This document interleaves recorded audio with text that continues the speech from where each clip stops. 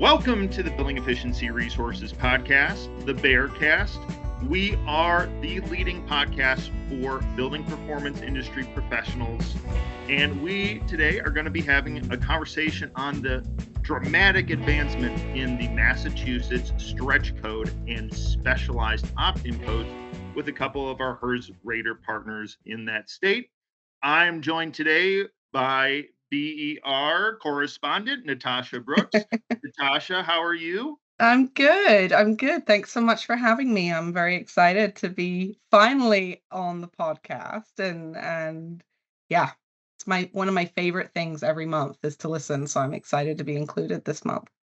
Yeah, and we're going to start to ramp it up here a little bit more. I know we've been kind of slacking a little bit, but we got more regular episodes coming up all throughout the summer because we know that y'all just can't get enough. Rolling into segment one here, we're going to make this pretty brief. A couple pieces of news. Number one is that ResNet put out this infographic showing the honor roll of states with more than 50% of homes that were rated. And I think there's a couple that are sort of like, yeah, you'd expect. Texas is a big state. Arizona has always been big into HERS ratings. Maybe a little bit surprising to see Indiana there, but the biggest one was Massachusetts. 98% of homes rated. That is just unbelievable. And it's kind of perfect for this episode because of what we're going to be talking about with the advancements in the stretch code there. So, um, Natasha, what do you see in the forecast? I mean, some of these states are kind of we got some real winners, but we got some people that are kind of lagging behind. What do you think if you're a state like Illinois? What do you think you should do in order to try to get more participation with the HERS index? I think like it all comes down to code and really where they're sat with their code adoption and if they've adopted even the most recent version of the ICC or if they have stretch codes in place like Massachusetts does that are really kind of driving for performance with their buildings. Um, so yeah, I would say like it comes down to performance and really kind of driving for validation of that performance with HERS ratings. And that's really what we're seeing kind of in Massachusetts is that they've had that part of their stretch code, a really prominent part of their stretch code, and that's really what's driving so many HERS ratings happening in Massachusetts and keeping me super, super busy in that region. So Yeah, for those who don't know, Natasha is our regional QAD up there in expanded New England. She is actually based in New Scotland, Nova Scotia, Canada. And so you're right, though. Illinois has an opportunity. They adopted the 2021 ICC, and that is fully in effect. And their stretch code is going to be going into effect here soon. That communities will be able to opt into. And essentially, it's going to encourage people to do HERS index scores. A HERS index of right around 50 is going to be what's going to be the necessary to get in the game if you are doing work in Illinois. But speaking of your role with BER as our expanded New England correspondent, the other thing I wanted to bring up that I don't know that everybody knows about is that BER is now international. We are not just BER LLC, but we are also BER Ltd. And Mhm. Natasha Brooks, my correspondent today, she is the director of operations for Building Efficiency Resources Limited, which is our Canadian division. So, Natasha, I kind of just want to take the time to allow people to get to know a little bit about BER Limited and what we're up to and hope to do here in the future. Yeah, so um, it's really exciting. We incorporated Building Efficiency Resources Ltd in early 2023. And we do a lot of similar things that the US company do, so Bear LLC do, but we have a completely different rating system in Canada than they do in the US. So we don't do HERS ratings, we do EnerGuide ratings, and have other ways to demonstrate code compliance. And what we're really focused on here in Canada is introducing training and certification for building performance professionals, the same way that BER LLC does, but tailoring it for the Canadian environment and really introducing them to some things that they've never had to really experience before, like duct leakage testing. So one thing we do not have as part of our standards for energy performance requirements here is a requirement for duct leakage testing. So we're teaching people how to do that.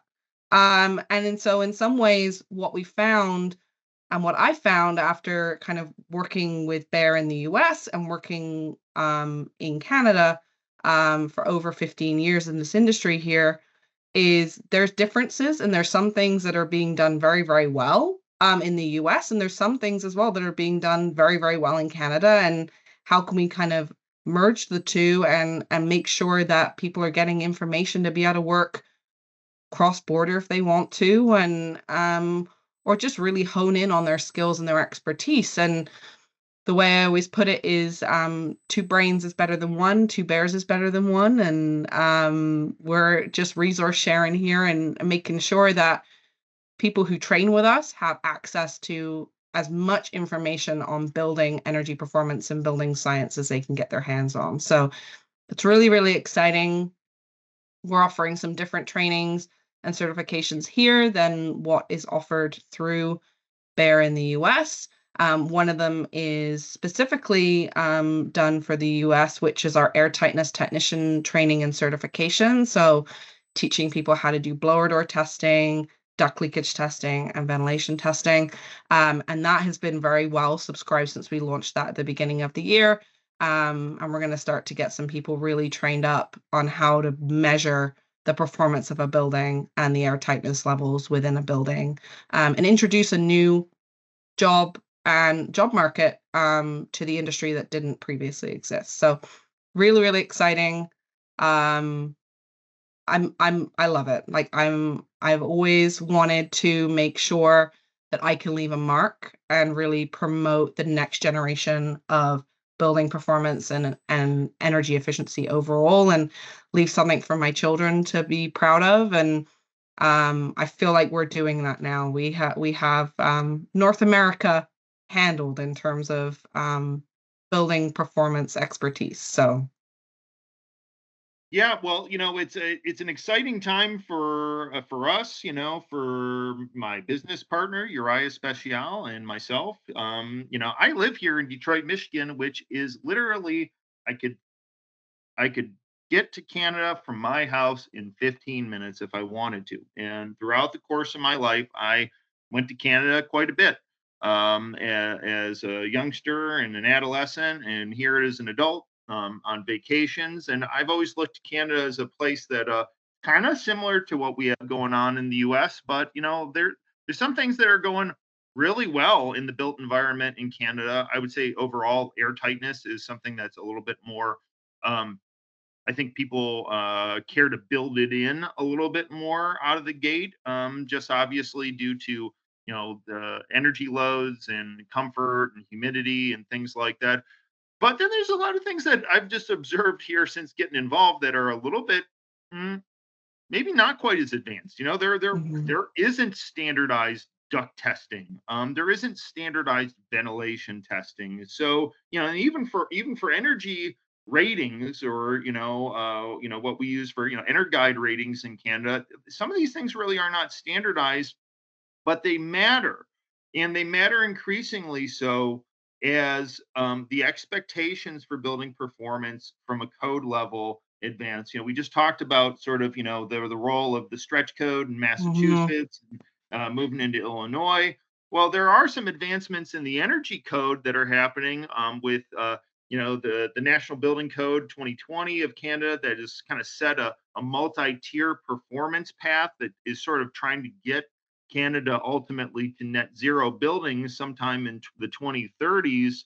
But my understanding is that that hasn't quite had the uptick that, maybe that Ottawa thought that it was going to, and particularly in your home province, Mm, Nova Scotia, which has been sort of in some ways, kind of a leader on building performance, and now they haven't quite picked up the building code. Why is that?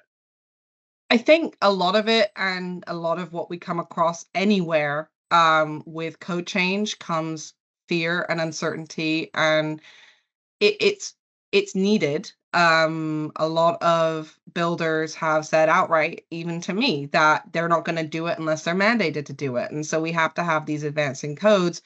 But there's a lot of fear that comes with that advancement. So, um, yeah, we are the last of the Atlantic provinces to but not have adopted the 2020 National Building Code, um, purely due to fear within the builder population. So, a lot of what we're trying to do here and the training that we're putting out to the population here is around supporting and really demystifying that code so that builders can feel more confident in it, building officials can feel more confident in enforcing it, and we can kind of start to move forward to enacting that code, and climbing up those steps of the ladder to get us to that net zero target. Yeah, so it's and that's really what we are here to do, as like kind of our core is to support the industry and support it moving forward and finding the places where people are struggling and really kind of hone in on what does the industry need to feel confident in taking these steps forward, and how can we create kind of a roadmap for training and support that keeps people ahead of the curve and not floundering when these codes are adopted and changed. Um, so and so they can really build their business around it too. I mean, I know as an energy rater, overall, like and a builder, it must be scary to have these changes come down and be mandated to do them and not really know how your business is gonna deal with that, and deal with the bottom line of that. So and I like I said, I don't feel like that's unique to Nova Scotia. It's unique. It's not. It's something that we've seen everywhere. I've seen it across several states in the US, and lots of provinces here too in Canada. Like it's not a unique problem for the industry overall. So, but it has to happen. Codes have to change and they have to advance. Yeah, and I would just say, having read through, the code, what's a little bit different about, the way that Canada writes some of its codes and standards is that, I'd say that the language is perhaps a little bit less definitive. It kind of leaves more up Mm, to the imagination.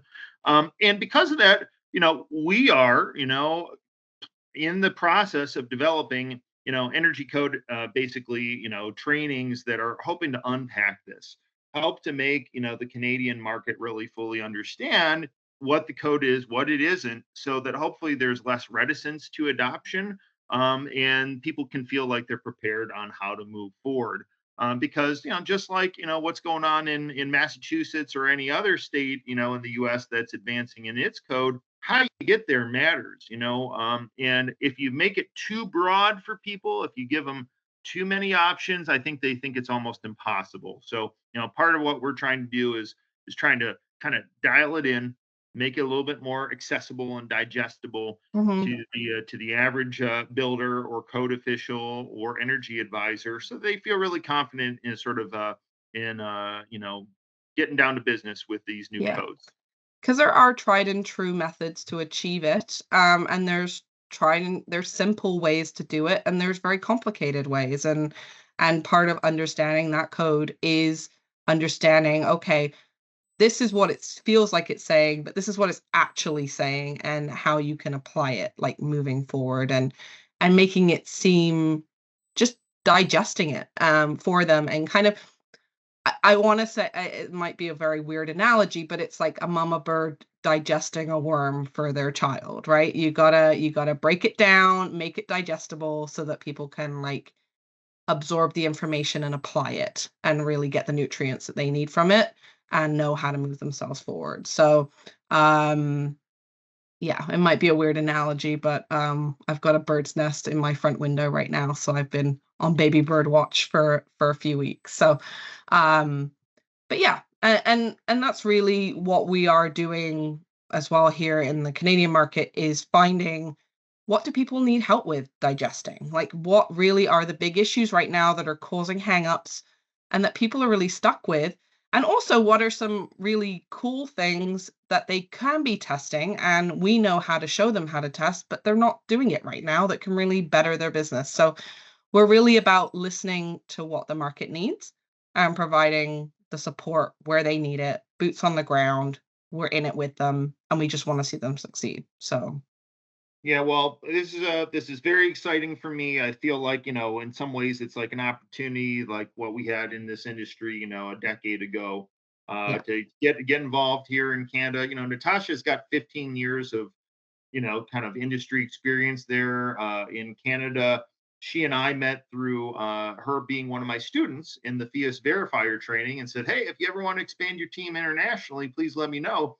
And it just so happens to be that I was an international studies major in college, and so I'm all about kind of that global perspective of what we do, because if building science matters here, it matters, in Canada as well, and just about everywhere else. And so I'm happy for the challenge and the opportunity. Now Natasha is still involved with BER LLC, which is our U.S. based company. Natasha, what are you mainly focusing on with the LLC these days?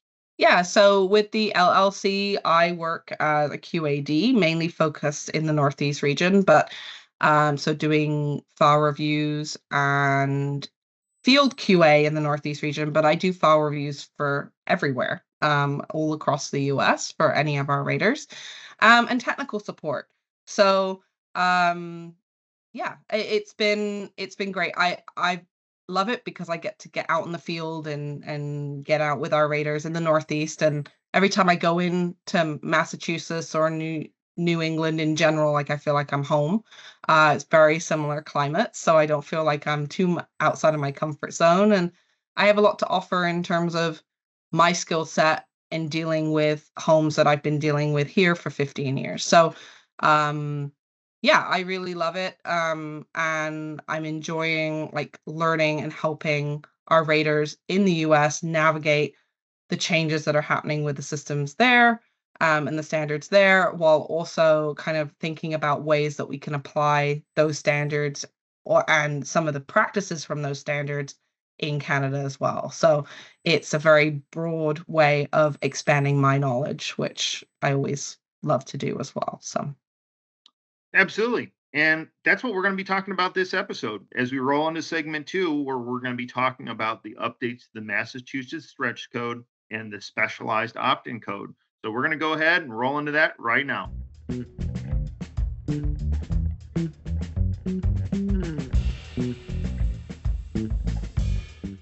Segment two, the guest segment, and we are talking about the implications of the full enforcement of the Massachusetts stretch code and specialized opt in code. And joining us today on the BERcast, we have John Rodenhizer, a HERS rater based in Cape Cod, Massachusetts, as well as Pat Ryan, who is both a HERS rater in addition to a building code official. And so I brought both these gentlemen on here in order to talk to us about what are they hearing. What's the pulse of the HERS rater community about this big change with the stretch code and the specialized code, as well as, what are we hearing from builders and code officials? Is everybody excited about this? I know that I am. I think this is really cool. Big advances in building energy performance in Massachusetts. Massachusetts is leading by example. But with change, obviously, comes challenge, I think we can say. So, first of all, John, good old Johnny boy. People don't know this. John is an OG of BER. If it were not for John Rodenhizer, I may not be speaking to y'all right now. John is what? Raider number 0005, something like that? Well, I think I'm the second one that you hired. You started at 10 and I'm 00. 2012, and Oh, I okay. was with a partner at the time at the show that I met you and Uriah, and Yeah, that Mark kicked it off Simon. for me. Mark Simon, yeah, we had been a builder for both of us were builders for many years in different areas. But we got together. We like and we found that we lived close together, so we were comrades in arms from there on out, and bear guys. And I've always been a bear guy, so I'm very proud of that. I believe in it. I believe in the organization. You guys have been great, and Yeah, well, most of Dan, the it'll builders be I good know. for us to talk about how do we get there and how do we prevent people from failing? Because I can imagine there's going to be a lot of code officials like Pat that are going to be like, okay, well, you were supposed to be a HERS 42 Mhm. and you're coming in at a HERS 48. I don't really know what we're gonna do now. So Pat, what do you so Pat's been a HERS raider now for well over a decade and joined up with BER probably sometime around I don't know 2013 something like that. think so. And has been a one of my go-to guys there in the state because he both wears this raider hat as well as is a certified code official and has performed the role as a building official and intends to continue doing sort of both living in both worlds. So Pat, what are we hearing from the code world about this? How are people feeling about this change?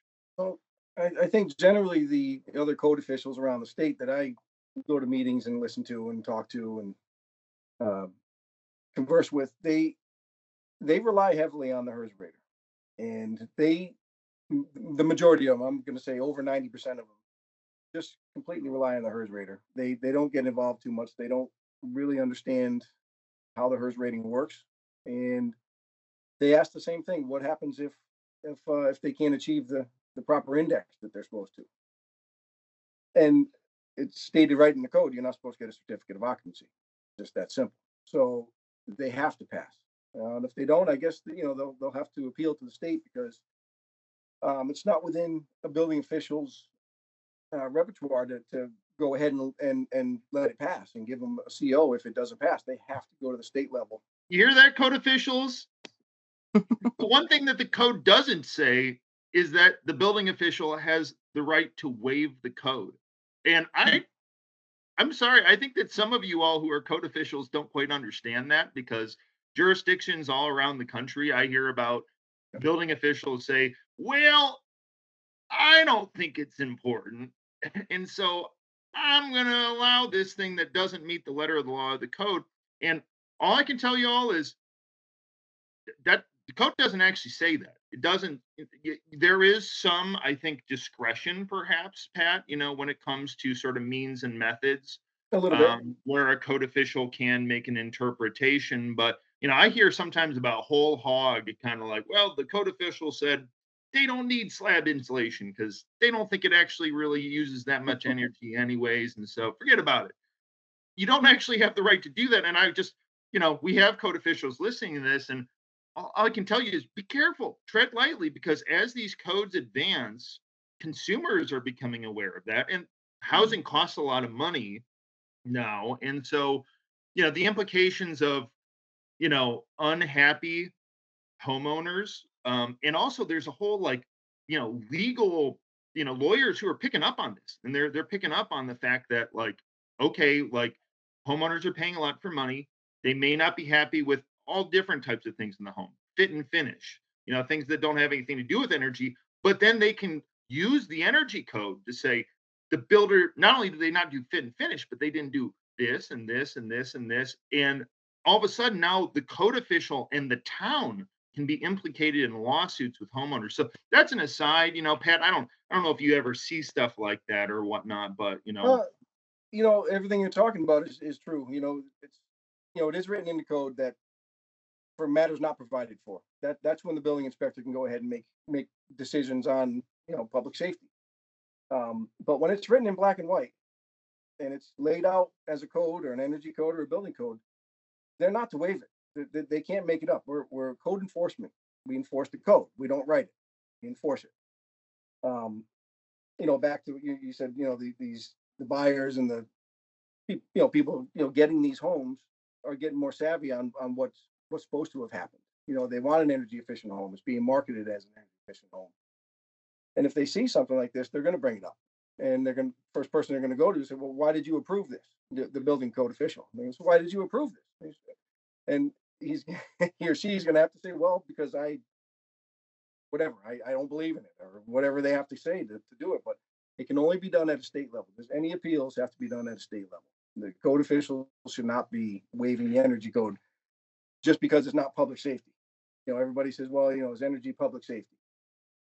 Not necessarily, but it is code, and they should be enforcing it. And unfortunately, I know a lot of towns don't enforce all the code, all the energy code. They enforce this part of the energy code, a little bit of that, a little bit of this. Partially because maybe they don't understand it, and partially because maybe they just don't believe in it, their own personal belief. But the bottom line is not consistent across the state. Yes. It's just not consistent across the state. And I think that's what we really need. We need consistency from one town to the next, from one project to the next. And I don't see that happening. I think it's a big problem. So let's real quick, before we get too ahead of ourselves here, let's pull up, we're saying there's this big change, but yet we haven't really talked about what that big change is. So let's go ahead and pull up what exactly is happening here. For those who aren't aware, in Massachusetts, there are 3 concurrent codes now. There used to be one. When the state was just on basically, a base code throughout the entire state. There was a time where the state was just on sort of the 2009 IECC. And then right around the time that the state adopted the 2012 IECC, it adopted a stretch code. And so then communities could opt into the stretch code. There's just sort of a commitment by these communities to, more, sort of progressive, climate oriented policy making, in the built environment. And so really since around that time, around 2012, we've had a stretch code in place. And despite the fact that the base code for the state may have advanced over time, the stretch code kind of stayed the same. So ironically, maybe for a period of time, you could actually argue there, when the state was on the 2018 IECC, but, we were kind of dealing with the legacy stretch code. The stretch code might have even been slightly easier to meet in some of those communities. Basically, the stretch code required a 55 on the HERS index for single family projects.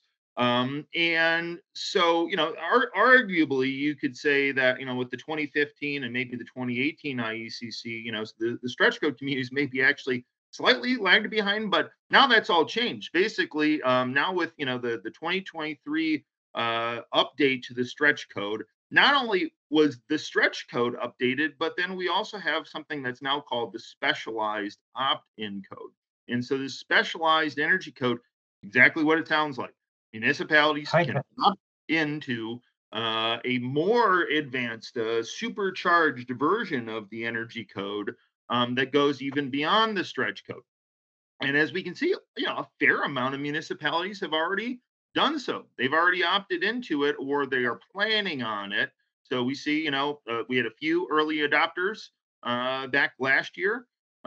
We've got some that kicked in this year, January 1st. We've got some that are coming up on July 1st, 2024. We're actually recording this just at the tail end of June. So by the time it's published and out, these states, Amherst, Bedford, Carlisle, all the rest of them are going to be in effect. And some of them are pushing until next year. That's just fine. But the thing is, it's happening for some of these. But, what's interesting now is, my understanding is that the base code is still basically set at the 2018 IECC. There's some goal to basically advance it to the 2021, but that hasn't yet happened. Is that correct, Pat? That's correct. Yeah. Once the 10th edition building code comes into effect, it incorporates that 2021 IECC. So right now the base codes haven't changed at all. They are on the 2018 IECC with state amendments. So it hasn't changed. So there's probably still maybe 30 or 40 or 50 towns, maybe that are still base. 50 towns that are base code. Yeah. So they haven't changed. Very so that few. is 2018. Correct. Yep. Yeah. So I mean, Natasha, I don't know what you've been hearing necessarily. Is this a topic that's been coming up with the Raiders about, sort of the change in the code and what they're doing to get prepared for it? Because, Natasha Brooks has been our sort of regional New England QAD. She's up there in Halifax, now Nova Scotia. But that's practically New England. It's New Scotland. Close enough. Yep. So she's been coming out to do field QA and working with our Raiders here for the last handful of years. And so what have you been hearing from the Raiders, Natasha? Yeah, I think like overall what we're hearing is, and what I've been experiencing in the field, is just Raiders wanting to make sure that they're capturing everything they need to capture and that they're modeling everything as accurately as possible to make sure they're not going to miss out on anything to do with the HERS rating, and making sure they're going to meet the requirement for the HERS rating under the code. That's our biggest concern. And then making sure that they're testing everything correctly and that they're getting all their verification that they need to do when they're on site, so they're not having to go back and make additional trips, and that they can really solidify what the rating's going to be ahead of time for the client that they're working with, so there's less concern over meeting it, because it's tight. Like a HERS rating of 42 is tight. So I mean, there was concern around hitting 50.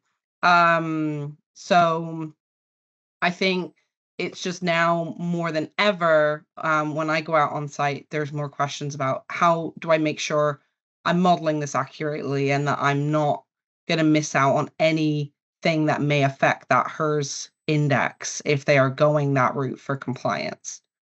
Yeah. And to that point on compliance, we're not saying that the only way to meet the stretch code is through doing a HERS rating. There is a prescriptive compliance option. You can also certify to passive house. But by and large, I think most people are likely to approach this through a HERS index. Why am I saying that? Well, this cool infographic came out from ResNet a couple days ago showing it's on a roll of states that have over 50% penetration of HERS indexes being done, basically. And Massachusetts is number one. 98% of homes in the last year got rated in Massachusetts. That's incredible. Now, it's not that surprising to me, just because of the fact that the stretch code has been in place now for over a decade, which, and again, the stretch code, if we go back to looking at the map, it's really in place in most places, most municipalities, especially those where people are building. It is in place. Also, Mass Save has some pretty significant incentives for HERS ratings to be performed. So it's not surprising to me that we would see that most people, when they go to comply with the stretch code, are going to do so through the ERI index path, which is in R406. Again, you could go prescriptive. Prescriptive basically means that you follow the code R401 through 404, which are going to be the requirements of the 2021 IECC, basically prescriptive, plus then an additional energy efficiency package option, more or less, plus then have to follow Appendix RB, which is the solar readiness provision. And the implication here is that, basically, for the legacy stretch code, everybody had to hit a 55. Didn't matter if you used gas, propane, electric, fuel oil, didn't really matter. Basically, it was just one score.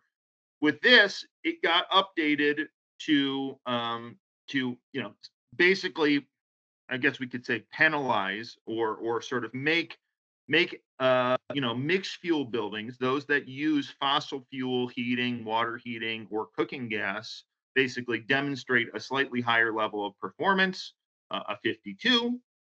But if you went all electric, basically you didn't have to worry about that. Or if you added solar, you didn't have to worry about it. You could stick at 55. But now, July 1st, a mere 4 days after this podcast is being recorded, you're going to have a 45 on the HERS index if you're an all electric building, or a 42 if you have a mixed fuel building. And that is before on-site renewable generation.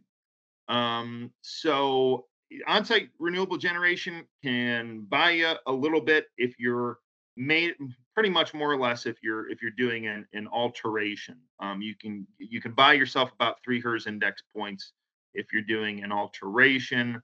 But other than that, pretty much you're going to have to you're going to have to comply with the code if you're going HERS ERI, which again most people are going to do by either getting a 42 if you've got any kind of gas or fuel oil, or a 45. Now that may not, for those who don't practice this stuff, if you're like a policymaker or a builder, you may go, okay, well that doesn't seem that bad. It's only 10 points away or so. We can probably get that done. No, it's not that simple.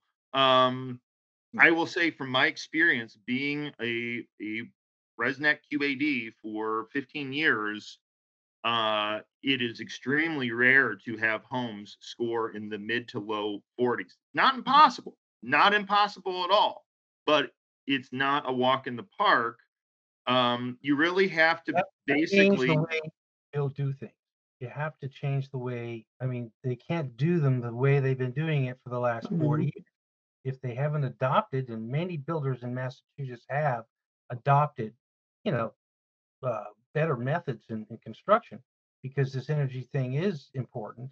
Yeah, John, let's talk about what are some of those methods that you would say, builders who have picked up on, what are they doing to help them get themselves to these levels? Because I want to make sure that it's very clear. This is not me saying this is impossible. It is totally possible. And I think it can be done cost effectively, but you have to be kind of wise to how to do it. So John, let's talk about that. So typically you need to just think about your envelope. It has to be tighter. Certainly that's one of the caveats with achieving a better HERS score. And you're adding things that have been in the code and out there for a long time, like ERVs. A better window helps a lot. So it is still possible to do some of the ways you've been building things when you put a better window in the house. Big difference when you go from an R3.3 to an R7.5. But those all have a cost factor. So it's going to cost more money. There's no doubt about it. But it's going to change things. The scariest thing that I'm looking at here is these major renovations, additions to existing houses. And this is New England, right? We have houses that are 350 years old. And if they want to put an addition on one of these houses, that's when it'll be a real challenge, because I'm currently renovating a house here that I live in, and it was built in 1979. It had 11.5 ACH 50 before I started. I've since only got it down to about 4.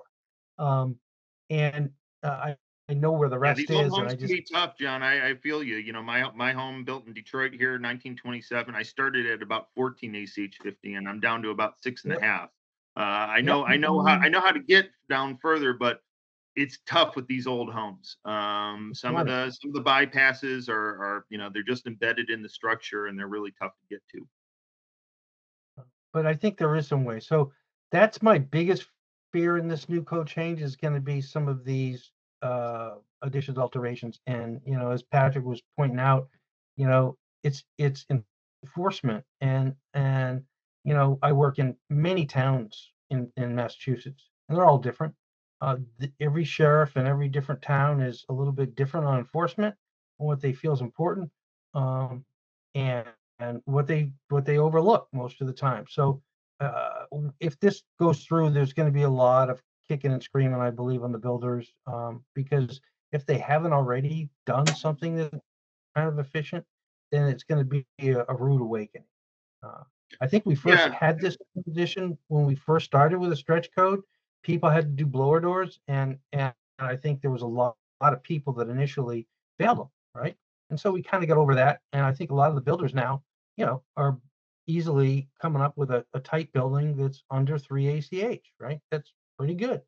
Whereas the rest of the, you know, places are about 5, right? So if these guys consistently do that, they've already started the training in accomplishing it. But most of my homes I do anyway, because I kind of focus on the all electric home and kind of passive house orientated. I like that. And using different zip products is always a good stuff. I think is something that a lot of people have adopted here. The zip R sheathing helps as well, reducing some loads, and just the pounding more insulation in. There's a lot of cool products that are available now. Even Timber HP, which puts out the wood fiber product.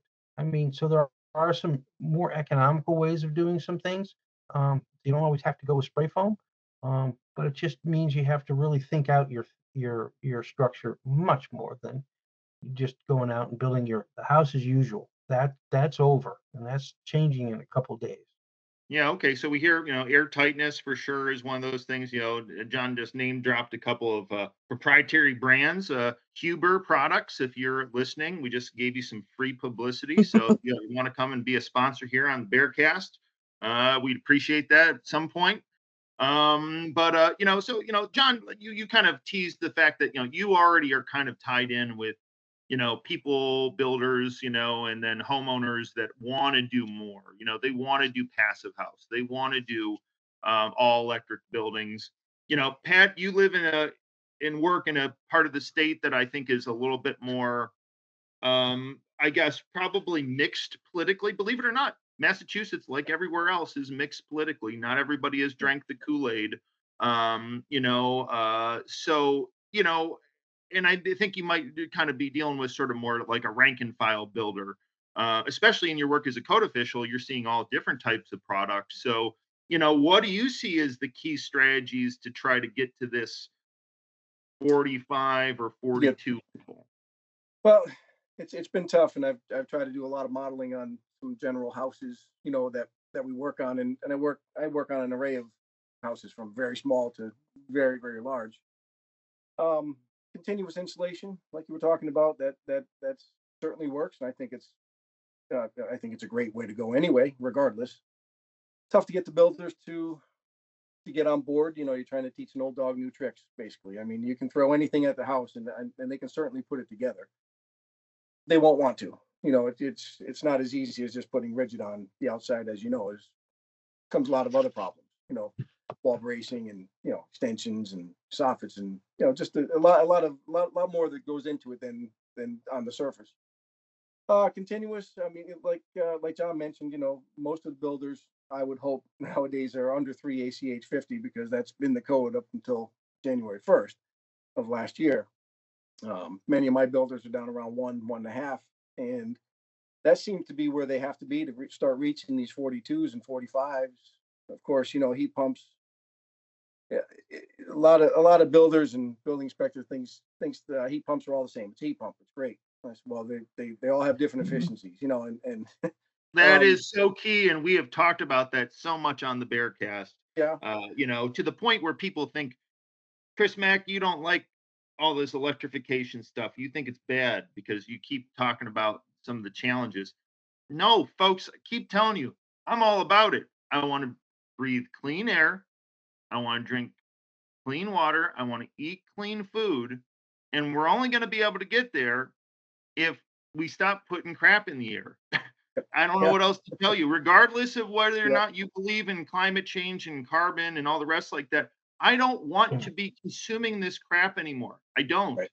And the only way that I'm ever going to get there, me and my family and the people who I care about, as well as every other person who deserves to have pollution-free, existence, is if we go to this all electric building thing. The thing is that it is a little bit challenging in how we get there, because what Pat just said is very critical.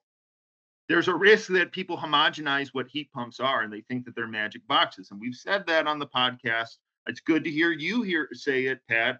Maybe riff on that a little bit more. What are you seeing? Are you seeing people just go, throw a heat pump in, and then it's kind of like not the right one? Well, yeah, between builders and homeowners, as a building inspector, you see homeowners come in to try to get permits to put in heat pumps themselves, because here in Massachusetts, it's not clearly written who can get a permit to do these things.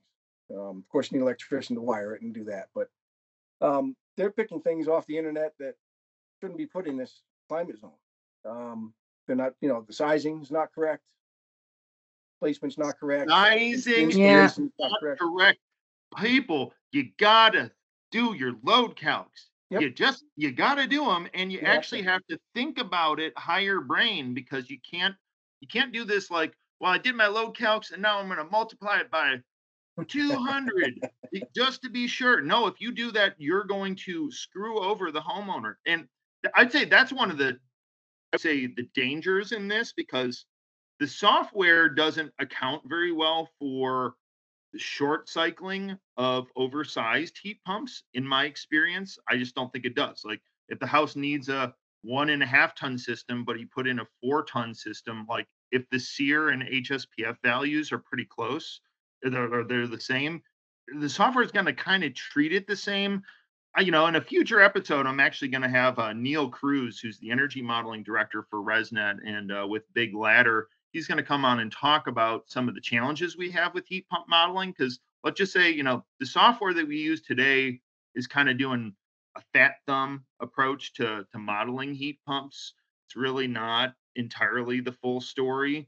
But Pat, please continue. Sizing is very critical. Yeah, sizing and installation, and doing your diligence about what you're supposed to be putting in there. It's all been in the code for years and years and years. And as a HERS rater or building inspector, I still struggle with all the HVAC industry, all the businesses, all the people putting it in to try to get them to do a proper manual J, for one thing, and then stick to it.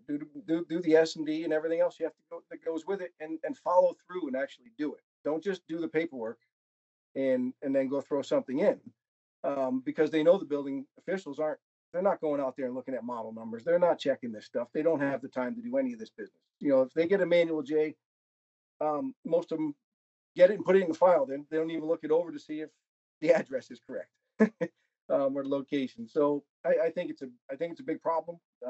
Sizing. I think along with mechanical ventilation. Now we have these mini splits, and no air movement around the house, things like that. There's nothing happening there. If you have a ducted system, at least you have some air movement. If you're hooking, a lot of guys want to hook up ERVs to these ducted systems. Now we don't have ducted systems. Now they have to do these ERVs with the dedicated systems, and those aren't quite getting done right either, because the code isn't specific on how you have to install these and where you have to put your registers and things. And I see a big problem down the road here if something doesn't change. And again, the building officials are the ones who are supposed to enforce this, but that's a lot on their plate to do all this. And the HERS raters, I think what I'm getting to is I think there's a big disconnect between the building inspectors and the HERS raters. I think the building inspectors think the HERS rater is doing everything and that it's passing code, when not necessarily. The HERS rater is doing the HERS rating by ResNet standards, and that's it. That's all they're required to do. This has been a huge challenge for me as a ResNet board member. I've been flashing the bright orange light on the board here for the last 10 years. That little button in the software that says, check the home met all the mandatory requirements of the code. Yeah, well, the rater has to press that in order to print the code certificate. But the problem with that is that, generally speaking, the rater is not actually being hired to perform all of that scope of work. They're not actually checking every mandatory requirement of the code. That's correct. They are performing a HERS rating, or in some states and municipalities, maybe like an R405 simulated performance alternative analysis, Or maybe they're just being brought in to just do blower door and duct leakage testing in some municipalities around the country. They're not necessarily being brought in to make sure that the manual JS&D on file matches the equipment installed. They're not. Now, you could argue that they should, but should and are, and what people are being paid or hired for, what they have the ability to sort of enforce, these are all different things. And so I've really pushed as a ResNet board member that, ResNet needs to work very judiciously. And really, I'd say we're behind the times. We should have been doing this 5 years ago, at least, to define very clearly the role of raters in third-party energy code verification, and for raters to define exactly what they are verifying, so then the code official knows, oh, wow, I have to do all these other things, or I have to make sure that the rater is really certified and prepared to do all the rest of it. John, you've been trying to add some commentary, though. What do you think? One of the other things I think is special about Massachusetts is the Mass Save program, and they offer rebates for people, installing heat pumps and whatnot. So there is a method that if they're going to get rebates, they have to meet the smell test. They have to size things properly. They have to use an instructor or an installer that's on a list of people that have taken a quick little, they're, like kind of like Energy Star, uh, HQ Quito installer. So they have to have met that requirement, and they have to say and state they do it. Do I still run into people that aren't doing it? So I don't know. I'm a different HERS rater, I think, than some others. I grab these manual J's early, and some of them are ridiculous, and we go through that, and it takes a lot of my time to get it right. I do offer the service of performing those for them if they so choose. But it isn't always the time. But usually we try to get it right, and if I'm working on a job, I get it right. Typically, that's the case. I don't think I've ever oversized anything crazy in any of my ratings. They're all within, they're zoned properly, and they're sized to fit the area. And Yeah, it's really critical because here's the thing, this is it's something I don't think I have necessarily said enough on the cast, but size matters, and actually, the getting the smaller one that will do the job is actually the one that you really want. We sometimes have an Americanized idea that the bigger the better. Hey, you just in case I have all my family and all my friends over at one time, I have to make sure that I oversize my system. Now, you really don't want to do that with heat pumps. You're really going to cause problems. Electricity is expensive. I've done the math there in Massachusetts. The electricity is expensive, still, compared to other fuels, and so I'd imagine that is coming up, within the discourse to some degree. We don't want, the implications of us moving to an advanced code like this, which, again, just in case anybody doesn't understand it, I'm all for. I think it's a great thing. I laud the state of Massachusetts, and I think it's awesome. But there's a risk. There's a risk that people kind of don't think it through all the way, and unintentionally the home doesn't perform very well, or it's very costly to utilize. So here's what we've talked about thus far: potentially some better windows, potentially continuous insulation on walls, air tightness for sure, balanced heat recovery ventilation for sure, and probably heat pumps. Is anybody still doing mixed fuel? Or are you hearing people still saying, screw it, I'm going to just keep my gas furnace and find a way down to 42? Pat, are you hearing anything about that? I still have projects where we're trying to get dual fuel in, because they're too scared to go to an all electric system. So they're trying to put it in, so at least they can also have it in the house in the future. So at least they have the option if they ever want to. Because some of these codes now, you can't even pipe the gas to the house. Opt-in stretch code towns and certain size homes, if you have a certain pathway, you can't go ahead and put any fossil fuel in. There are some exceptions. I'd have to get the code out and take a look at them because they're pretty specific. Right. So I do still have some projects that. So I have a question about that, Pat. Are they scared to go electric for resilience reasons? Is that the reason why they're scared? Yeah, they just don't want to rely on all electric. They just don't think most of them don't think they can really heat the house with them anyway. So we're trying to get them to, as Chris said, get these, convince them on these magic boxes, that they can really do the job. And Mm, many people don't think they can do the job, and then they're just too scared to have that as their sole means of heating. A lot of yeah. people aren't putting in wood stoves anymore and pellet stoves. They're not doing these kind of things, for any kind of backup heating and things like that. So they Yeah. really are So relying on the grid and relying on the size, the system, that the installer did it properly, that it's actually capable of producing the capacity that it says it's going to, and heat the home. yeah, Yeah. so Natasha has a lot of experience with this because Natasha, like historically up there in Halifax, people have been heating buildings with either Oil. dual fuel oil or baseboard electric heating. And so really it sounds like everybody's been moving to heat pumps. What have been sort of your lessons learned there in a climate that's pretty similar to a lot of Massachusetts, if not even Yeah.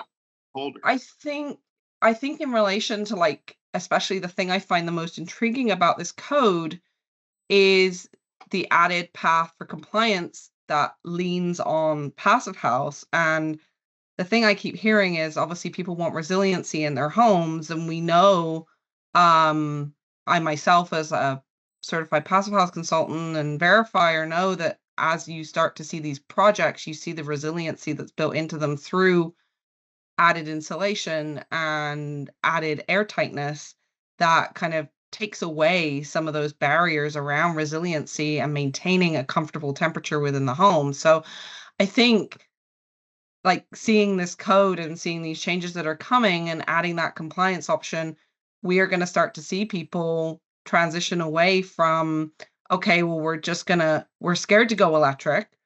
Um, but if we factor in some of these other things and increase the insulation and work on the airtightness, then we can actually build in that resiliency.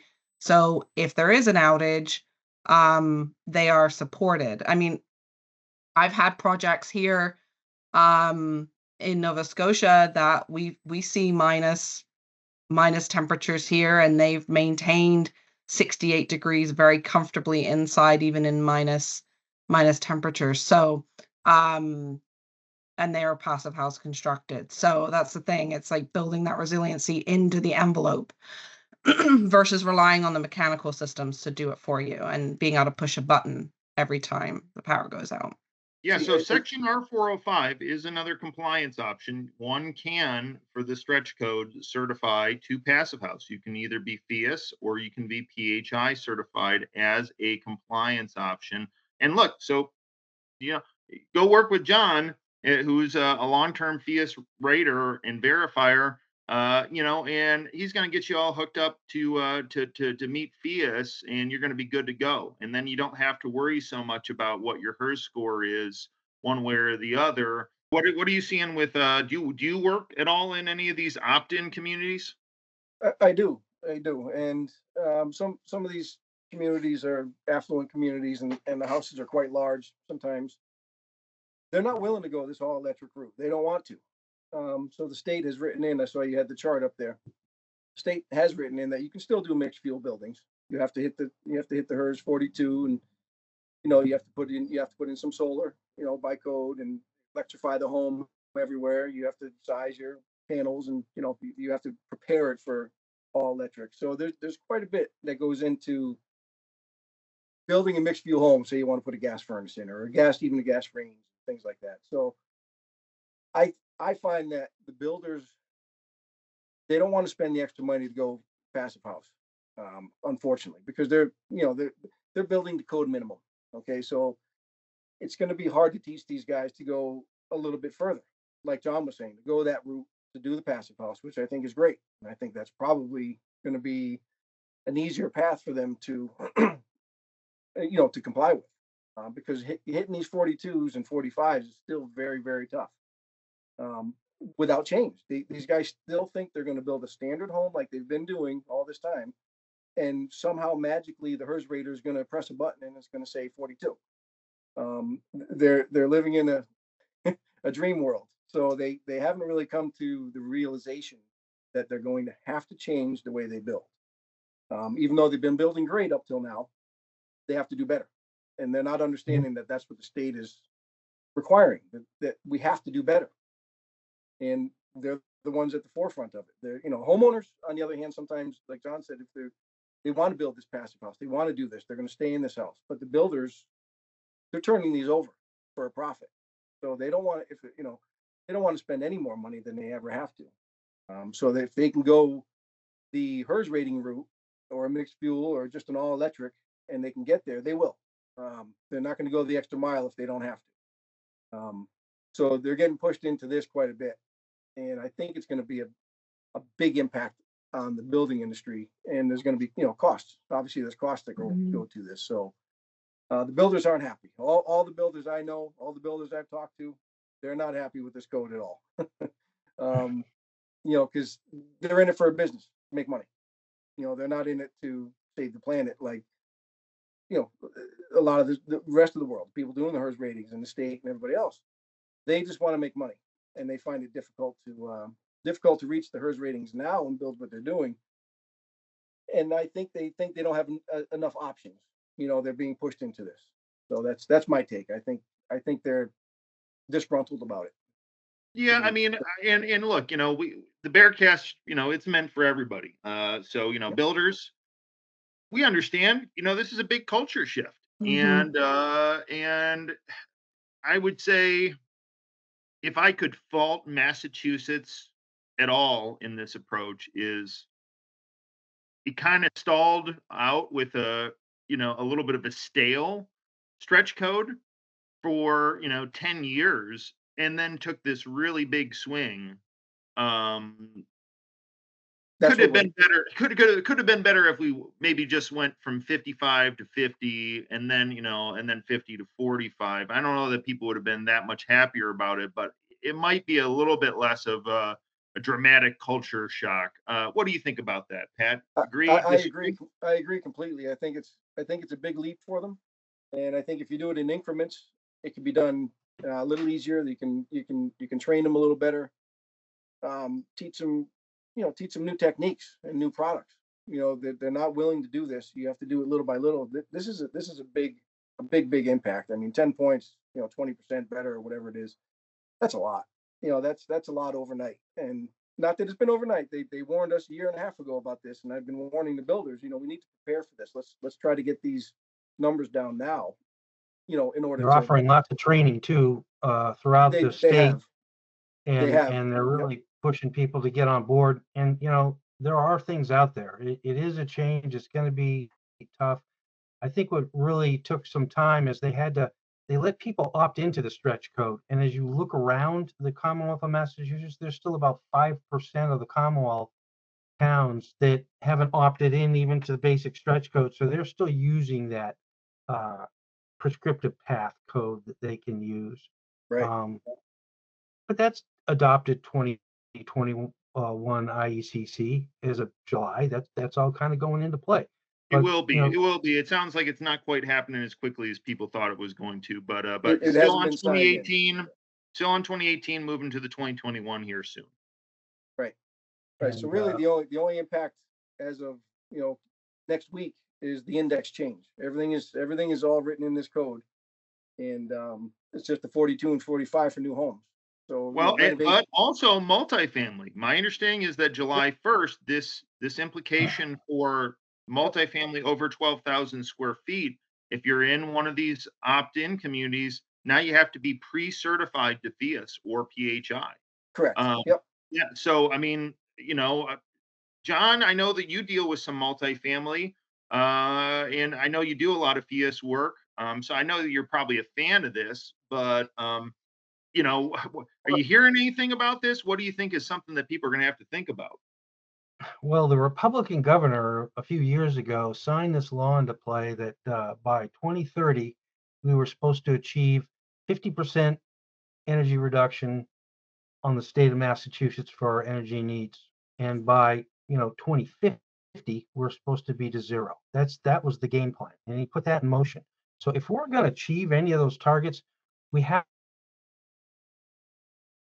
the building code. We have to crank up the way we do things, or we'll never achieve it. The 2030 thing is probably going to be very tough to achieve, to get 50% reduction.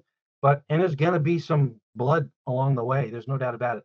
But they had to circle everybody together to get them on stretch code first.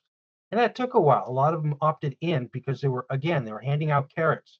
All these towns that get stretch code money, it's kind of the carrot to join this group. And basically it's like joining Energy Star. We're 15% more efficient than the building code currently is, the base code.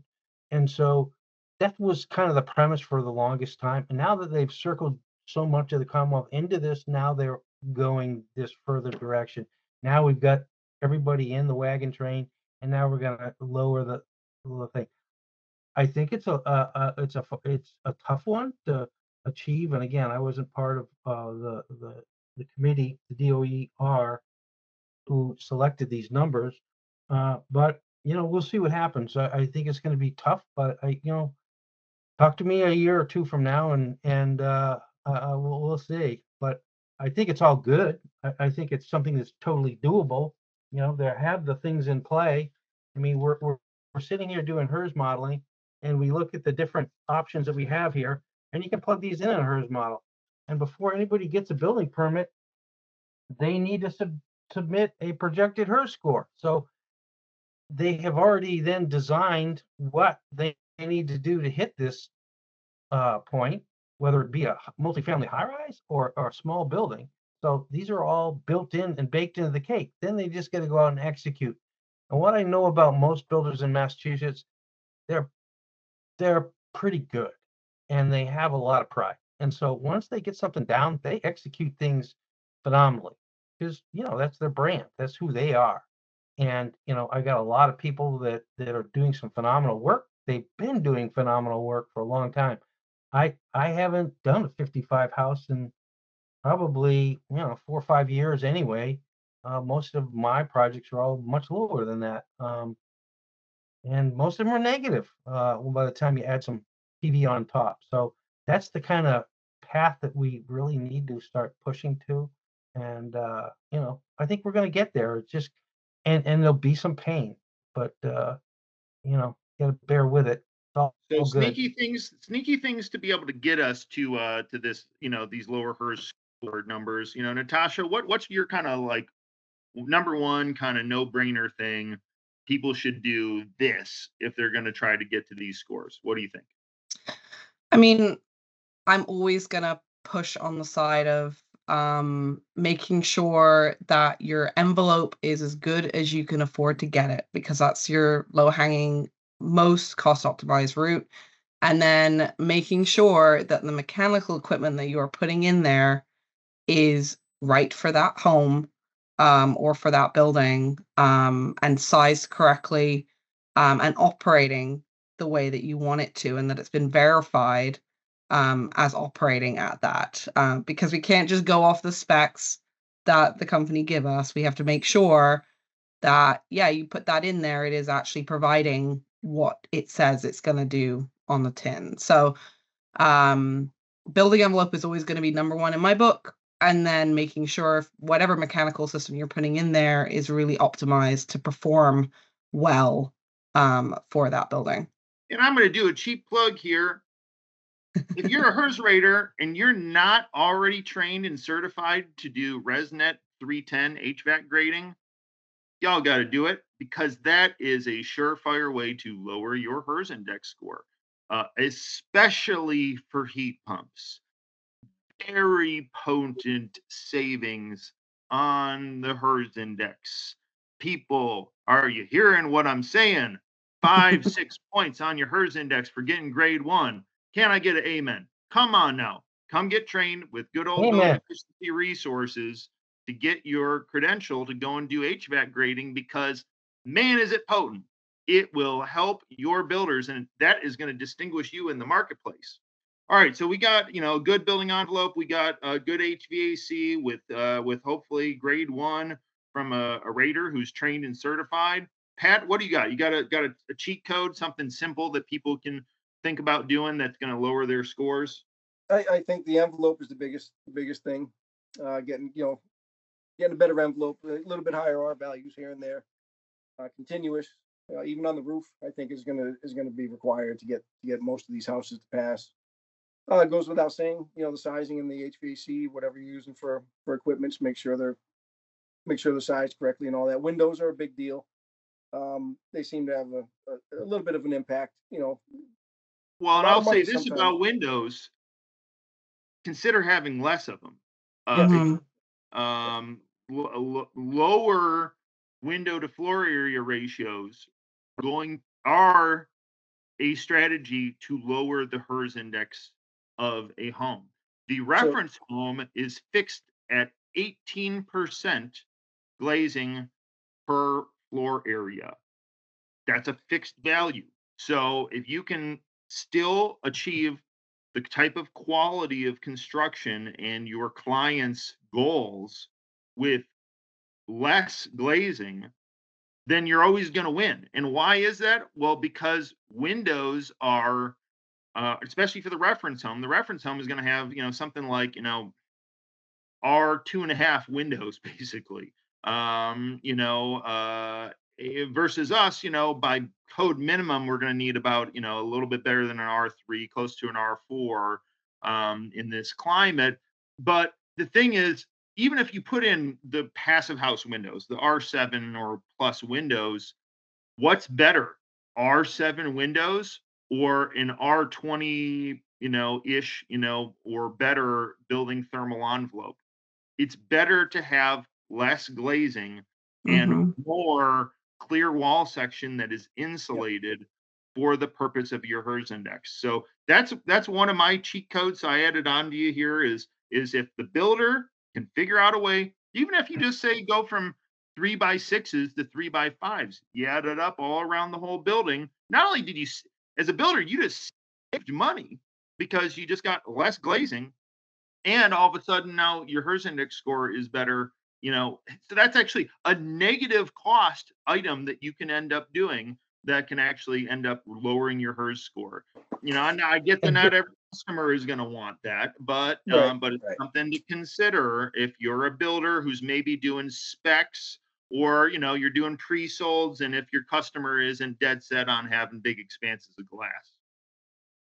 Some builders just orientation is kind of critical too, huge. I mean, that's the P in passive house. You just passively harvest the sunshine, you know what I mean, when you can, by putting the right overhangs on. And so when we're modeling that, when you take a window and you put the proper overhang on it to shade it in the summertime, so you're not adding HVAC load, and then it's kind of more open SHGC to take in the rays in the wintertime. Those things help you out. And you don't want to put a bunch of glass on the north side, but you might be able to mass a bunch of glass on the south side because we're a heating dominated climate, at least Mhm. currently.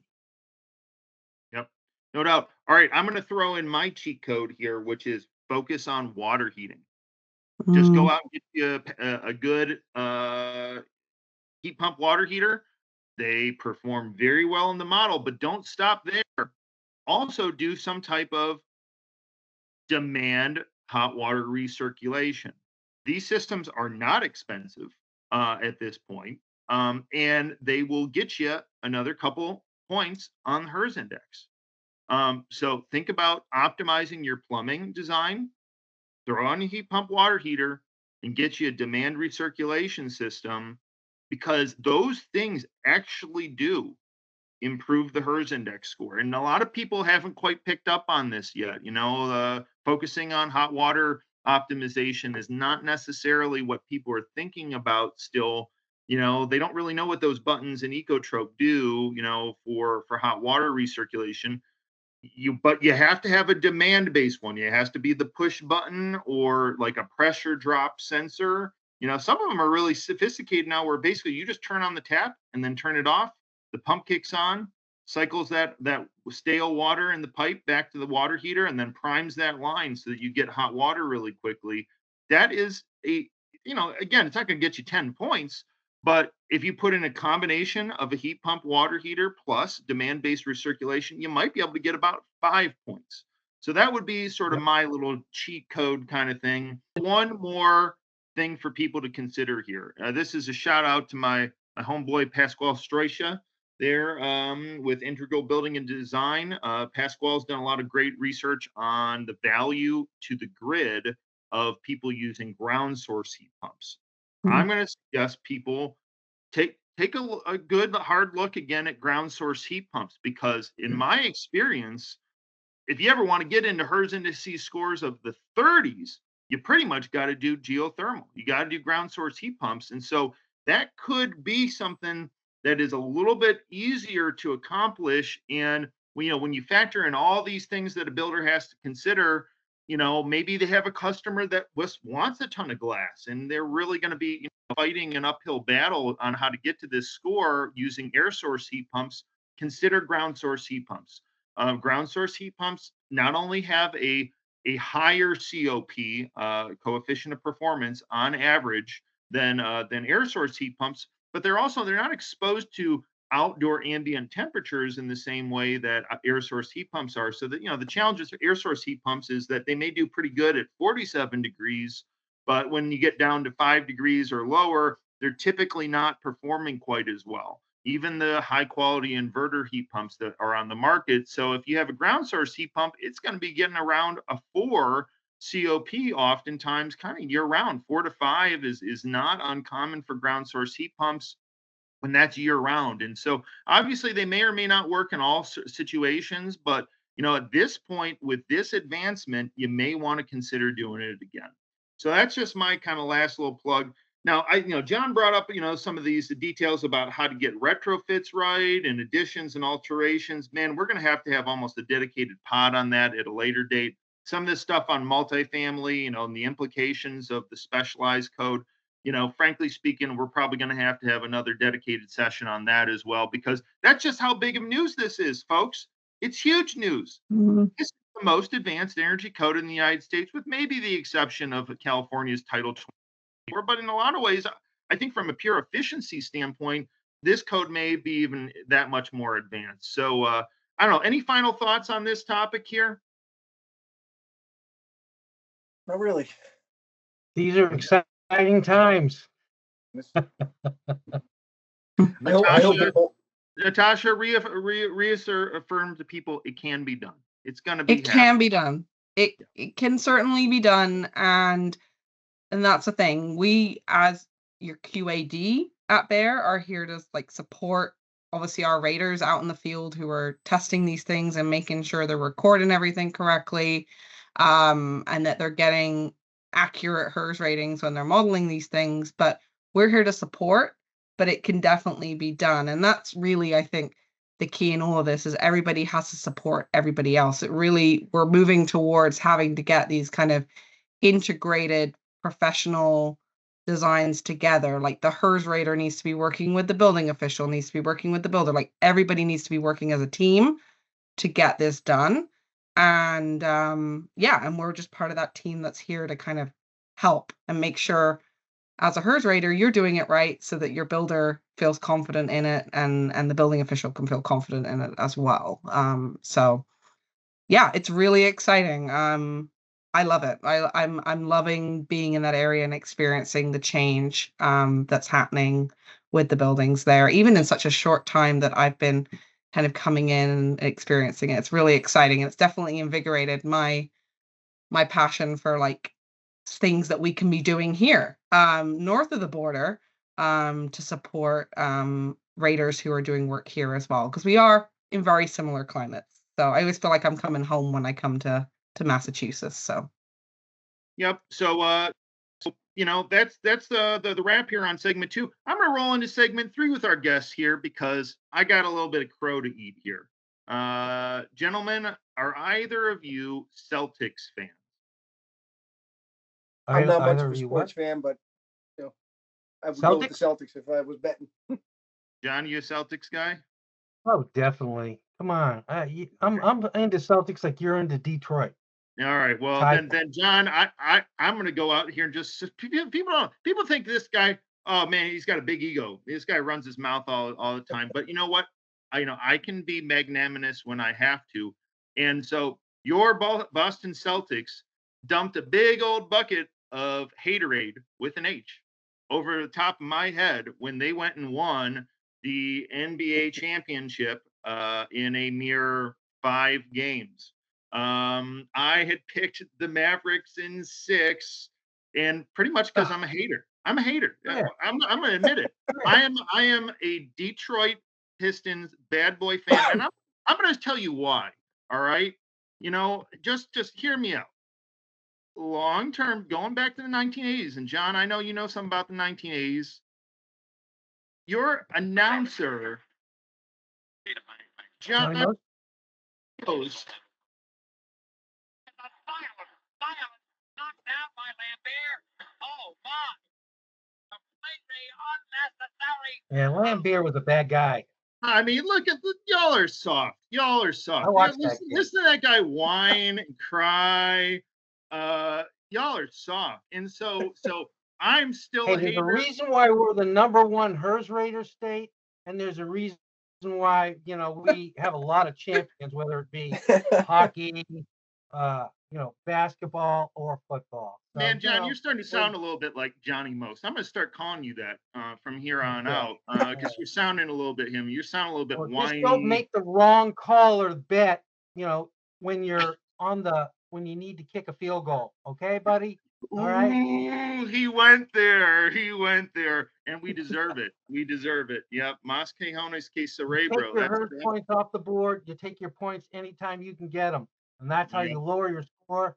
And, you win the game. I like that analogy there. So Johnny, you get to rub it in my face here. I'll just say the better team clearly won. The Celtics were clearly the better team. And I picked against them because I've never won. I like the underdog. I just in general do. And Boston, look, y'all got 17, now you got 18 championships. Jesus. I mean, come on. I wish that we could, share the love a little bit, but it wasn't to be. Jason Tatum rose to the occasion. You could argue he probably didn't deserve that MVP trophy because he only really played one really great game. But oh well, they gave it to him. He didn't get the MVP. It went to Brown. Oh, did? Oh, okay. Well, then I take that back. Well, Jaylen Brown deserved it because he was by far the most consistent player throughout the playoffs for the Celtics. Took them to a championship, proved that these gaudy contracts were worth it, I guess, in the scheme of things. And, good on you all for taking home another trophy. Now, Natasha, up there for, NHL, I had also picked your Edmonton Oilers, well, not yours, but Canada's Edmonton Oilers to take, the Stanley Cup. That did not happen either. Unfortunately, they had a noble run back, but they dropped it in 7 games. Bummer. Yeah, they put up a tough fight, but we're still a little bit sore. We're stinging a little bit. So maybe next year. Detroit in the Super Bowl as well. So, I was for Detroit. I was hoping they were going to beat them. Didn't happen. I think we're better this year. We got even more weapons, and hopefully our coach figured out that there's a expanded playbook that allows for a thing called a field goal that's very useful, especially when you get to the most critical times of the game and the most critical times of a season. Yeah, but that's experience. Yeah. Well, hopefully, we will have a Canadian team that's able to take down the Stanley Cup. It's been over 30 years since Canada's had a Stanley Cup, and that's just a shame. You got Boston Celtics taking down championships. You got Boston Bruins oftentimes getting Stanley Cups. The Red Sox not so shabby. I don't know. I'm kind of conflicted because I obviously, as a Canadian, want a Canadian team to win the Stanley Cup, but my husband is a humongous Detroit Red Wings fan, and so I'll just be happy next season if Detroit can make the playoffs. That will be my goal. So I don't know. I'd be conflicted, and then but ultimately, true to my heart, like it would be amazing if Canada could finally get a Stanley Cup. That would be amazing. One Canadian team. Somebody's got to do it. Patriots got a new franchise quarterback this year, too, so that should be interesting. Okay. All right, well, folks, on our mouths long enough. This has been a great episode of the BERcast. Thank you very much, and we'll see you for the next episode. Thanks for having me.